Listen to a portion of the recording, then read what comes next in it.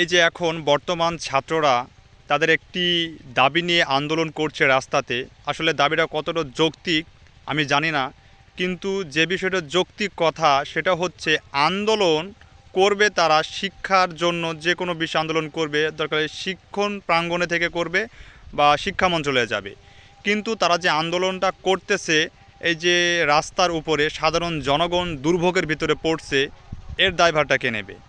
কারণ আন্দোলন করে যদি সাধারণ জনগণ, তো তাদের এই আন্দোলনের দাবি কখনো পূরণ করবে না। এই আন্দোলন করবে তারা, তাদের দাবি পূরণ করবে সরকার।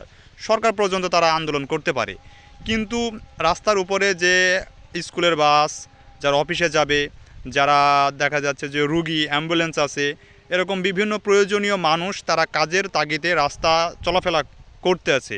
তো এই সময় যদি রাস্তা অবরোধ থাকে, সাধারণ জনগণ যদি ভোগান্তির ভিতরে পড়ে, তাহলে ছাত্ররা এ কেমন আন্দোলন করছে যেখানে সাধারণ জনগণ দুর্ভোগের ভিতরে পড়বে?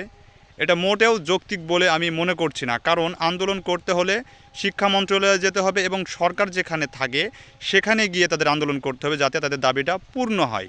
কিন্তু সাধারণ জনগণকে দুর্ভোগের ভিতরে ফেলে আন্দোলন করার তো কোনো মানে হয় না।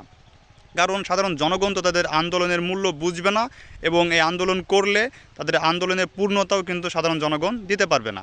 তাই সরকারের কাছে যেতে হবে এবং শিক্ষা মন্ত্রণালয়ে যেতে হবে, যেখানে গেলে তাদের আন্দোলন পরিপূর্ণতা পাবে এবং তাদের দাবি মেনে নেবে।